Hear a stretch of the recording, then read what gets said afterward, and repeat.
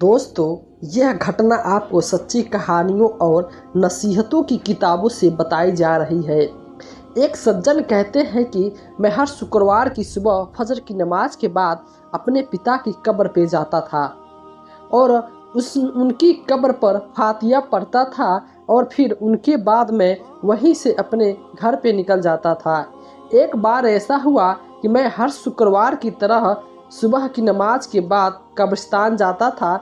जैसे ही मैंने कब्रिस्तान में पहला कदम रखा, मैं बहुत हैरान और परेशान हो गया, क्योंकि उस दिन कब्रिस्तान में ऐसी खुशबू आ रही थी कि मैंने पहले कभी ऐसी खुशबू नहीं सूंघी थी और न ही ऐसा खुशबू को पहले कभी महसूस किया था। आज मुझे कब्रिस्तान में वो नई खुशबू महसूस हुई और उस खुशबू ने मुझे बेचैन कर दिया, क्योंकि वह खुशबू किसी भी तरह से इस दुनिया की खुशबू नहीं लग रही थी। खैर, उसके बाद मैं अपने पिता के घर पहुंचा और फातिया पढ़ के लेने लगा। उसके बाद मैंने देखा कि मेरे पिता साहब की कब्र से कुछ दूरी पर एक नई कब्र बनाई गई थी। उस पर ताज़े फूल और नई चादर रखी गई थी। यह अनुमान लगाना मुश्किल नहीं था कि यह कब्र 2 या 3 दिन पहले ही तैयार की गई थी। उसके बाद जब मैं वालिद साहब की कब्र के पास पहुंचा, जब मैं समाप्त हो गया तो वापस जाने लगा। फिर मैंने सोचा कि क्यों न इस नई कब्र पर भी क्षमा प्रार्थना की जाए। यह सोचते हुए मैं उस नई कब्र की ओर चल पड़ा और वहां जाकर क्षमा प्रार्थना करने लगा। इस दौरान मुझे एहसास हुआ कि कब्रिस्तान में प्रवेश करते समय मुझे जो खुशबू महसूस हुई थी वह इस कब्र से आ रही थी। मैंने फिर उस कब्र की मिट्टी को अपने मुट्ठी में भरा और जैसे ही मैंने उस मिट्टी को छुआ, मैं एकदम हैरान रह गया, क्योंकि उस कब्र की मिट्टी बहुत ठंडी थी, मानो नम हो, लेकिन वह मिट्टी सूखी थी। यानी सूखी थी। इसलिए मैं यह देखकर हैरान रह गया कि इस कब्र की मिट्टी इतनी ठंडी और नम थी। इसके बाद मैंने अपने आचार्य को अपने तक ही रखा और उस मिट्टी को देखा। मैंने वापस उसी कब्र में रख दिया और हाथ झाड़कर वहां से चला आया। अपनी दुकान पर जाकर दुकान खोलकर बैठ गया। उसके बाद जब मैं पहला ग्राहक मेरी दुकान पे आया और उसने मुझसे सामान मांगा, तो मैंने उसे सामान दे दिया। जैसे ही मैंने उसे सामान दिया तो वो कहने लगा कि भाई, आज तो आपने बहुत बढ़िया खुशबू लगाई है। मैं यह सुनकर हैरान रह गया कि भाई, यह कैसी खुशबू लगाई है? मैंने तो कोई खुशबू नहीं लगाई है, मेरे हाथों पे तो मिट्टी लगी है। देखो। यह सुनकर वह बोला कि मजाक क्यों कर रहे हो? हाँ भाई, बहुत बढ़िया खुशबू लगाई है, और वह भी ऐसी खुशबू जो मैंने लगाई ही नहीं, ऐसा पहले कभी महसूस नहीं हुआ। यह कहकर ग्राहक वहां से चला गया। जब मैं पहले इस बात से हैरान था, उसकी बातें सुनकर और भी हैरान हो गया। सोचते सोचते जब मैंने अपना हाथ नाक करीब के पास ले गया तो मुझे एहसास हुआ कि यह वही खुशबू थी जो मेरे हाथों से आ रही थी। उसके बाद मुझे पूरे दिन वह नई खुशबू महसूस होती रही। उसके बाद मैंने कई बार अपने हाथ भी धोए, लेकिन वह खुशबू मेरे हाथों में ही थी। उसके बाद अगले दिन, यानी एक हफ्ते बाद, मैं बेमन में कब्रिस्तान की तरफ गया और अपने पिता की कब्र पे प्रार्थना करना शुरू कर दिया और नई कब्र की तरफ गया और सोच रहा था कि नई कब्र किसकी होगी। उस कब्र के अंदर इतना नेक इंसान है, उसने ऐसा कौन सा काम किया होगा कि उसकी कब्र इतनी ठंडी और खूबसूरत है? उसने ऐसा कौन सा काम किया होगा कि उसे इतना बड़ा इनाम मिला है? जरा सोचो। मुझे बहुत चिंता हो रही थी। वह सोचते सोचते मैं कब्रिस्तान के कर्मचारी के पास गया और उससे पूछा, यह किसकी कब्र है? उसने मुझसे कहा, साहब, यह एक महिला की कब्र है। यह जानकर मुझे और भी आश्चर्य हुआ। ऐसा हुआ और मैं सोचने लगा कि वह महिला इतना बढ़िया मुकाम कैसे हासिल कर सकती है। उसके बाद अगले दिन इतवार का था। देर से सोने की आदत होने के बाद मैं सुबह की नमाज के समय उठा और सीधे कब्रिस्तान की ओर चल दिया। कब्रिस्तान में घुसते ही मैंने देखा कि एक बुजुर्ग व्यक्ति उसी महिला की कब्र पे पवित्र कुरान पढ़ रहा था। फिर मैं अपने पिता की कब्र पे गया और क्षमा प्रार्थना करने के बाद मैंने उस व्यक्ति की ओर देखा। वह बूढ़ा व्यक्ति भी उस नई कब्र पर प्रार्थना कर रहा था। जब उस व्यक्ति ने प्रार्थना समाप्त की तो मैं देखा कि उसकी आंखों से मोटे मोटे आंसू गिर रहे थे। वह रो रहा था और सिसक रहा था। मैंने सोचा कि यह आदमी इस कब्र में सो रही महिला से बहुत प्यार करता होगा, इसलिए वह उसकी जुदाई बर्दाश्त नहीं कर पा रहा है और उसके वियोग में गम से फूट फूट के रो रहा है। मैंने देखा कि बूढ़ा आदमी प्रार्थना कर रहा था। प्रार्थना समाप्त करने के बाद वो वहाँ से जाने लगा। जैसे ही वह वहाँ से जाने लगा मैंने उसे आवाज़ लगाई, महाशय एक बात सुनिए, थोड़ी देर मेरी बात सुनिए। मुझे खेद है मैंने आपको परेशान किया है, लेकिन मैं आपसे एक बात कहना चाहता हूँ। मैं पूछना चाहता हूँ, अगर आपको कोई आपत्ति न हो अगर आपसे पूछूं तो। बुजुर्ग ने पूछा, इसमें बुरा मानने की क्या बात है, पूछिए क्या पूछना है। उन्होंने अत्यंत विनम्रता और प्रेम से उत्तर दिया। मैंने कहा, हाँ धन्यवाद। मैंने कहा, अब यह कब्र किसकी है जिस पे आप प्रार्थना कर रहे थे? मगर आपको उचित लगे तो कृपया करके बताएं। बुजुर्ग ने पूछा, आप यह क्यों पूछ रहे हैं? फिर मैंने कहा, दरअसल इस कब्र से आने वाली खुशबू ने मुझे बेचैन कर दिया है। इस कब्र ने मुझे ऐसी खुशबू दी है जो मैं आज तक कहीं और महसूस नहीं की। मुझे इस दुनिया की यह खुशबू महसूस नहीं होती। मैं आपको बताना चाहता हूँ कि साहब, कब्र ने ऐसा कौन सा कर्म किया है जिसकी वजह से उसे यह दर्जा मिला है। उसकी कब्र बहुत ठंडी और खुशबूदार है। यह सुनकर बूढ़े ने आह भरी और कहा, कब्र ठंडी और खूबसूरत क्यों नहीं होगी? उसने अल्लाह को इस तरह से खुश किया है, या यही तो मैं जानना चाहता हूँ। उसने ऐसा कौन सा कर्म किया है कि ऐसा कौन सा काम किया है जिससे उसे यह सवाब मिला है? तब बूढ़े ने कहा कि यह मेरी बीबी की कब्र है। हम 30 साल से साथ में हैं और 4 बहनों का इकलौता भाई हूँ। मेरे बहनें और मेरी माँ को मेरा चेहरा देखने का बहुत शौक था। जैसे ही मैं कोई काम करने लगता था वो चांद जैसी दुल्हन ढूंढने लगती थी। फिर कुछ दिनों बाद उसने एक लड़की ढूंढ ली और उससे मेरी शादी करवा दी। मेरी माँ और मेरी बहनें मुझसे प्यार करने लगी, खुलकर पूरी हो गई। उसके बाद शादी की पहली रात को ही मैंने उसका घूंघट उठाने से पहले ही उसके पैरों में पैर रख दिया और उससे साफ शब्दों में कह दिया, मुझे माफ़ कर दो, मैं तुम्हारा हक चुका नहीं सकता, इस लायक नहीं हूँ तुम्हारी इच्छा पूरी करने के। यानी मैंने उससे साफ कह दिया कि मैं मर्द नहीं हूँ, मुझे शादी नहीं करनी थी, लेकिन अपनी माँ और बहनों की खुशी के लिए मैं लड़का बना और सिर्फ इसकी इच्छा से तुमको शादी की। अब तुम चाहो तो मुझे छोड़ सकते हो। यह सुनकर मेरी पत्नी ने मेरा पग उठाया और वापस मेरे सिर पे रख दिया और फिर कहा कि तुम जो भी हो मेरे पति हो, मेरी किस्मत में हो, अब मुझे तुम्हारे साथ ही रहना है। दिन ब दिन अल्लाह की उस बंदी ने मेरे साथ 30 साल गुजारे। मेरे घर वालों की हर कड़वी बात को बर्दाश्त किया, बांझ होने के ताने सुने पर मेरा पर्दा रखा।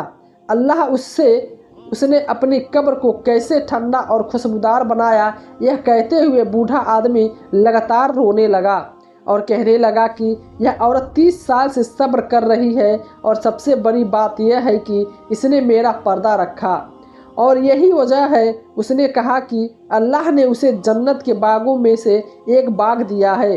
फिर बूढ़े आदमी ने कहा, मैं तुमसे बस इतना कहना चाहता हूँ कि तुम अगर किसी औरत से वफादारी चाहते हो तो फिर उसे समय दे, उससे प्यार करे, उस पर भरोसा करे और दो। और सबसे महत्वपूर्ण बात यह है कि अगर आप उसका सम्मान करते हैं तो वह आपके लिए अपनी जान दे देगी, लेकिन वह कभी भी आपके साथ बेवफाई नहीं करेगी। और जो महिला धैर्यवान और अपने पति की कमियों और खामियों को छुपाती है, ऐसी महिला का स्थान बहुत बड़ा होता है। प्रिय दोस्तों, अगर आपको यह वीडियो थोड़ा भी पसंद आया है तो कृपया इस वीडियो को लाइक करें और चैनल को सब्सक्राइब करें। दोस्तों, अब हम आपको बताएंगे कि जब एक महिला किसी दूसरे मर्द के साथ सेक्स कर रही थी और जब उसके पति ने अपनी आंखों से देखा कि उसके पति ने उसके साथ क्या किया तो यह भी जानकर हैरान और परेशान हो जाएंगे। आज की वीडियो में हम आपको इसी पूरी जानकारी बताएंगे, लेकिन वीडियो को शुरू करने से पहले मेरी आप लोगों से एक छोटी गुजारिश है, इस वीडियो को लाइक करके हमारे चैनल को सब्सक्राइब करें। तो दोस्तों, अल्लाह तबारक व तआला ने मर्द और औरत के अंदर हवस पैदा की ताकि वह एक दूसरे से जुड़कर सुकून पा सके। यानी अल्लाह तबारक व तआला एक दूसरे से शांति पाने के लिए लोगों ने हम बिस्तरी होने की चाहत रखी है। उसके लिए इस्लाम में निकाह का तरीका बताया गया है कि निकाह के जरिए इंसान बड़े बड़े गुनाहों से बचा जा सकता है। लेकिन जैसा कि आप सभी जानते हैं कि इस दुनिया में सभी मर्द और औरतें एक जैसे नहीं होते। कुछ मर्दों और कुछ औरतों में सेक्स की चाहत बहुत होती है, कुछ में बहुत कम, कुछ में बिल्कुल भी नहीं होती। अब अगर किसी मर्द में बहुत चाहत है, वह किसी की बीवी से बहुत चाहत है, उसकी बीवी में बहुत कम है, या किसी की बीवी बहुत चाहत है, उसके पति में कम है, तो ऐसे जोड़े के साथ में ज़िंदगी गुजारना बहुत मुश्किल हो जाता है। अगर उनके दिलों में अल्लाह का खौफ नहीं है तो ऐसे मर्द दूसरी औरत से नाजायज़ संबंध बनाते हैं और ऐसी औरत दूसरे मर्दों से नाजायज़ संबंध बनाती है। तो दोस्तों, आज की वीडियो में हम बात कर रहे हैं अल्लाह ताला के प्यारे नबी के बारे में। हम हज़रत मोहम्मद सल्लल्लाहु अलैहि वसल्लम के ज़माने में एक ऐसी घटना का जिक्र करने जा रहे हैं जिसमें एक शख्स ने अपनी बीवी को अपनी आंखों से जिना करते हुए देखा था। वह देखकर वह शख्स बहुत नाराज़ हुआ और अपनी बीवी से नाराज़गी जाहिर की और इस तरह वह नाराज़ होकर सीधे रसूल अल्लाह के दरबार में गया और फरियाद करने लगा, ऐ अल्लाह के रसूल, कल जब मैं अपने घर में दाखिल हुआ तो मैंने देखा कि मेरी बीवी किसी दूसरे शख्स के साथ सो रही थी, यानी मेरी बीवी जिना कर रही थी और मैंने अपनी आंखों से देखा है। ऐ अल्लाह के रसूल, अब मैं क्या करूं? यह सुनकर रसूल अल्लाह सल्लल्लाहु अलैहि वसल्लम बहुत नाराज़ हुए। आप अजीब हो गए हैं और आपका चेहरा लाल हो गया है। फिर रसूल अल्लाह सल्लल्लाहु अलैहि वसल्लम फरमाया कि अगर वह शख्स गवाह बना रहा है तो उसकी पीठ पे कोड़े मारे जाएंगे। यह कहकर नबी सल्लल्लाहु अलैहि वसल्लम ने खुश होकर अपना चेहरा फेर लिया, यानी कि आपने दूसरी तरफ से ऐसा किया। इसका मतलब यह है कि आपको बिल्कुल पसंद नहीं आया कि कोई आदमी किसी और अपनी बीवी के इस बारे में ऐसी बातें करे। इसलिए आप सल्लल्लाहु अलैहि वसल्लम इस बात से बहुत नाराज़ हुए और जब आपने चेहरा फेर कर अपनी नाराज़गी जाहिर की तो इस हदीस के हवाले से हुए उलमा नवी लिखते हैं कि इस हदीस में अल्लाह के नबी हज़रत मोहम्मद सल्लल्लाहु अलैहि वसल्लम ने दुनिया के लोगों से कहा है, मुझे ये बिल्कुल पसंद नहीं आया कि अगर तुम अपनी बीवी को जिना करते हुए देखो तुम आकर मुझे ये सब बताओ। हालांकि अल्लाह के रसूल एक मुरब्बी और आध्यात्मिक व्यक्ति हैं, लेकिन उनके लिए ये भी जायज़ नहीं कि तुम आकर जिना के बारे में बताओ। इसके बाद अल्लाह के रसूल सल्लल्लाहु अलैहि वसल्लम ने कहा कि अगर इस व्यक्ति ने जिना के बारे में देखा है, अगर आपने अपनी आंखों से देखा है, अगर आपकी बीवी बेवफा है तो आपको उसे तुरंत तलाक दे देना चाहिए, लेकिन आपको उसके रहस्य को लोगों के सामने उजागर की अनुमति नहीं है। याद रखें, उसे कभी भी सार्वजनिक रूप से अपमानित न करें। ऐसी महिला को तलाक दे दे और उसे छोड़ दे। अगर उसके बाद कोई आपसे पूछे कि आपके और आपकी पत्नी के बीच क्या समस्या है, तो आप दोनों अलग हो गए हैं, आपका तलाक क्यों हुआ है, तो आप कहें उसे दोनों हमारी आपस में बनती नहीं है, इसलिए हम दोनों अलग हो गए। प्यारे दोस्तों, पवित्र कुरान में कहा गया है कि पत्नियां तुम्हारे लिए एक वस्त्र है और तुम उनके लिए एक वस्त्र हो। वस्त्र व्यक्ति की सुंदरता को बढ़ाता है और उसकी सुंदरता को छुपाता है। इसी तरह पत्नियों को एक दूसरे को छिपाने की कोशिश करनी चाहिए और दूसरे के सामने एक दूसरे को नहीं दिखाना चाहिए। दूसरे के गुस्से को व्यक्त नहीं करना चाहिए। अगर कभी कोई गलती करता है तो उसे धीरे से वो सही बात समझाने की कोशिश करना चाहिए और बातों बातों में गलतफहमी पैदा करने से बचना चाहिए। हमें हमेशा एक दूसरों से दूर रहना चाहिए, एक दूसरों के सम्मान की रक्षा करनी चाहिए। अब सवाल यह उठता है कि अगर किसी की पत्नी के साथ ऐसा होता है तो उसे क्या करना चाहिए। बहुत ज़्यादा हवस और उसके उसके पति पे हवस है तो नहीं, यानी उसका पति मर्द नहीं है, ऐसी स्थिति में वह पत्नी को क्या करना चाहिए? इस्लाम में हमें इस बारे में क्या बताया है? अगर किसी महिला के साथ ऐसा समस्या आता है तो ऐसी स्थिति में पत्नी को अपने पति के साथ देना चाहिए, यानी उसका इलाज करवाना चाहिए, अपनी तरफ से पूरी कोशिश करना और जितना हो सके सब्र करे, लेकिन अपनी कमियों को किसी को न बताएं, यानी किसी और के बारे में बात ना करें और किसी दूसरे मर्द से नाजायज संबंध न बनाए। हजरत अब्दुल्ला बिन उमर से रिवायत है कि एक बार एक महिला अल्लाह के पैगंबर हजरत मोहम्मद सल्लल्लाहु अलैहि वसल्लम के दरबार में पेश हुई और अर्ज करने लगी, या रसूल अल्लाह, मैं अपने पति से खुश नहीं हूँ, यानी मेरे कहने का मतलब ये है मेरे पति का नामर्द है और वह मेरे साथ नहीं सोते।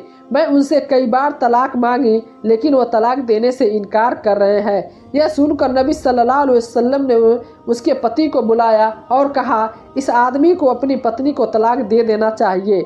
इस हदीस से पता चलता है कि अगर कोई औरत शादी के बाद अपने पति से खुश नहीं है तो उसे अपने पति को तलाक दे देना चाहिए।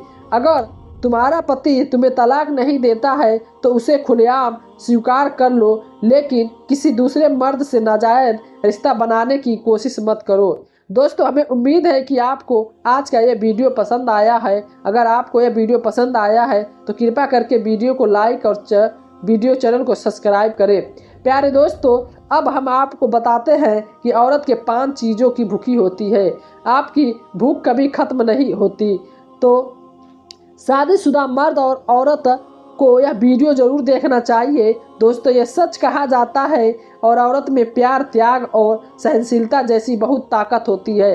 अगर उनकी तुलना मर्दों से की जाए तो वह औरतें बहुत ज़्यादा पाई जाती हैं। आज के वीडियो में हम आपको बताने जा रहे हैं अल्लाह तबारक व तआला ने महिलाओं को क्या क्या वरदान दिया है। अल्लाह ने मिट्टी से क्यों बनाया, और जब अल्लाह ताला ने पुरुषों को मिट्टी से बनाया तो उन्होंने महिला को पुरुषों की पसली से क्यों बनाया। और इसके अलावा हम आपको महिलाओं के बारे में ऐसी बातें बताने जा रहे हैं जो बाकी सबसे अलग है। इसे याद रखें, उन बातों के अलावा महिलाओं के 5 ऐसी भूखें हैं जिनके बारे में कहा जाता है कि वह कभी नहीं मिटती, यानी महिलाओं के ये 5 भूख कभी नहीं मिटती। महिलाओं के इन भूखों के सामने हीरे मोती भी छोटे पड़ जाते हैं। अगर आप जान गए कि महिलाओं की ये 5 चीज़ें क्या है जो कभी नहीं मिटती, आपको इसके बारे में जानकर हैरानी होगी। इसलिए आज के वीडियो में आप सभी के लिए बेहद खास और आपके वीडियो अंत तक जरूर देखें और लाइक करके चैनल को सब्सक्राइब जरूर कर लें। दोस्तों, मर्द की पसली से औरत को पैदा करके अल्लाह तबारक व तआला ने मर्दों को अपनी हिकमत का इशारा दिया है कि मैंने इस औरत को फरिश्तों की लाई मिट्टी से नहीं बनाया, तुम्हारे जिस्म में पैदा किया है, इसलिए इसे औरत के जिस्म से निकाला गया है। यानी औरत की हदें देखिए, उनकी पैदाइश का पर्दा फरिश्ते और औरतों पर भी फर्ज किया गया है। पहली औरत वह आदमी की पसली से निकली है, वह बीबी कहलाती थी। अब वो बात आती है औरत की पसली से क्यों बनाया गया। औरत पसली से क्यों निकलती है और उसका टेढ़ापन एक ही जगह नहीं है, एक ही जगह से नहीं, यह भी ज्ञान में खाली नहीं है। इस पसली के पीछे इंसान का शरीर, दिल और कई दूसरे नाजुक अंग छिपे हैं। यानी पसली उन चीज़ों के लिए ढाल है जो इंसान को जिंदा रखने की जरूरी नाजुक अंगों के लिए ज़रूरी है। अल्लाह तबारक व तआला ने औरत को पसली से बनाकर यह नहीं बताया कि औरत का टेढ़ापन, और बल्कि उस औरत को पसली से बनाकर यह समझाया कि औरत वक्त आने पे ढाल बन सकती है। तो हम आपको औरत के 5 भूखे के बारे में बताएंगे। तो चलिए सबसे पहले शुरू करते हैं। संजना राणावत, यानी वो भले ही महिलाओं को सजने संवरने का पूरा हक है और इसके बिना महिलाएं अधूरी मानी जाती है, लेकिन महिला का श्रृंगार और मेकअप सिर्फ उसका पति ही कर सकता है। यह सिर्फ इसी के लिए आया है और कहा गया है कि जो महिला सिर्फ अपने पति के लिए ही यादों का श्रृंगार करती है वह ऐसे महिला अल्लाह के सबसे करीब होती है। याद रखिए, श्रृंगार महिलाओं की खूबसूरती बढ़ाने के साथ साथ महिलाओं को सम्मान भी बढ़ाता है। लेकिन क्या आप जानते हैं कि महिलाओं की यह भूख कभी खत्म नहीं होती।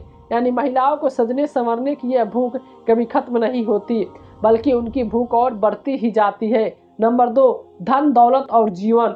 महिलाओं की धन व दौलत और ज़्यादा जीवन की चाहत कम नहीं होती। यह चीज़ पुरुषों की तुलना में महिलाओं में ज़्यादा पाई जाती है। वैसे तो लंबे समय तक जीने की चाहत हर इंसान की होती है, लेकिन महिलाओं में ऐसा नहीं होता। यही वजह है कि महिलाएं पुरुषों की तुलना में ज़्यादा डरपोक होती है। इसके अलावा महिलाओं में धन प्राप्ति की भी प्रबल इच्छा होती है और महिलाओं की यह भूख भी कभी कम नहीं होती। नंबर 3, खाने की भूख। ऐसा कहा जाता है कि महिलाओं में खाने पीने की भूख पुरुषों के मुकाबले ज़्यादा होती है। आपको सुनने में शायद अजीब लगे, लेकिन यह सच है कि महिलाओं में यह चीज़ बहुत आम है। महिलाएं में खाने पीने की रुचि पुरुषों से ज़्यादा पाई जाती है, यानी महिलाओं को पुरुषों से दोगुनी भूख लगती है। अगर स्वास्थ्य के नज़रिए देखिए तो कहा जाता है कि महिलाओं को पुरुषों से ज़्यादा कैलोरी की ज़रूरत होती है, इसलिए महिलाओं को पुरुषों से ज़्यादा भूख लगती है। उनकी भूख भी कभी कम नहीं होती। नंबर 4, शर्म। वैसे भी आपने आम बोलचाल में सुना होगा कि शर्म औरत का गहना होता है। इसका मतलब यह है कि औरत में शर्म पुरुषों से ज़्यादा होती है, इसलिए औरत चाहे कोई भी हो, वह कुछ भी करे, सबसे पहले वह ज़रूरी सोचती है उसके कामों का उसके घर वालों पे अच्छा असर पड़ेगा या बुरा। कहने का मतलब यह है कि औरत यह चीज़ भी कभी ख़त्म नहीं होती, यानी औरत की यह भूख कभी ख़त्म नहीं होती। नंबर 5, हमने कहा बेटी की चाहत। यह तो सभी चाहते हैं कि औरतों की हमबिस्तरी की चाहत मर्दों से ज़्यादा होती है, लेकिन शर्मीले स्वभाव की वजह से औरतें अपनी अंदर की चाहत को कभी जाहिर नहीं करने होने देती, यानी औरत हमेशा अंदर की चाहत ही अंदर छुपा रखती है। हालांकि औरतों को हमबिस्तरी की चाहत मर्दों से ज़्यादा होती है और कहा जाता है कि औरतें की उम्र बढ़ने के साथ ये चाहत और भी बढ़ जाती है, यानी औरत की यह भी भूख कभी ख़त्म नहीं होती, यानी ये चाहत भी कभी ख़त्म नहीं होती। दोस्तों, इंसान की ये 5 भूखें, खास तौर पे औरतों की ये 5 भूखें कभी ख़त्म नहीं होती। इनके लिए औरत हमेशा भूखी रहती है, चाहे उसे कितना भी मिल जाए, लेकिन उसे की चाहत कभी ख़त्म नहीं होती।